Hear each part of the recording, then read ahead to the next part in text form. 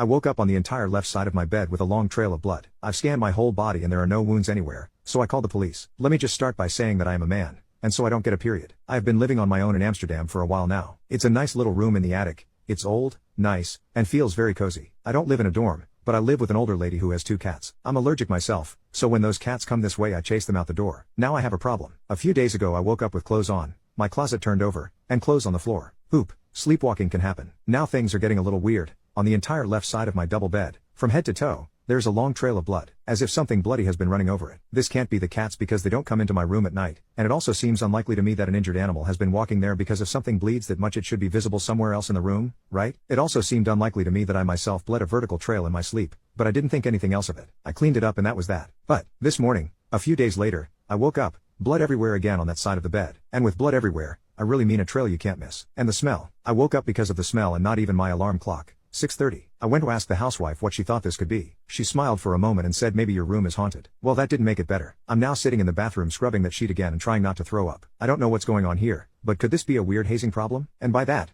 I mean student hazing. Is this a normal thing they do in Amsterdam? Smear blood on your bed? I'm just saying, I'm from Brussels. I know weirder things are happening here. I don't get it at all. Especially because I've scanned my whole body and there are no wounds anywhere. Has anyone experienced something similar? Is my room genuinely possessed? Sorry if this is a stupid question, but I'm kind of done with it. Update. For the past few days I've been staying at my friend's house. See if it's mysteriously bleeding there too. I ordered a camera, and nothing happened. Until yesterday morning. I went back home, went to the doctor on the way because I suffer from hay fever, and once home just checked the cats for being in heat. Turns out they're both male, unfortunately. I set up the camera in a can, thanks to whoever advised that, and went into the space behind my room with a CO detector to measure it. The second I got in there I smelled a very familiar smell. Exactly the smell that vaguely smelled like blood. Now that I know what it is I would associate it more with meat, but the smell of blood came very close. Anyway, grabbed the CO detector, and shirt in front of my nose and put that thing to work. Nothing wrong. Anyway, called my friend because the smell was very specific. She was there within an hour, and she too thought it smelled very strangely of blood. It's a large attic, which smells of blood and rotted flesh, and there are things everywhere in the dark. Of course, my imagination ran wild. My girlfriend also started to get the jitters, and after an hour of pondering we decided to call the police. Well,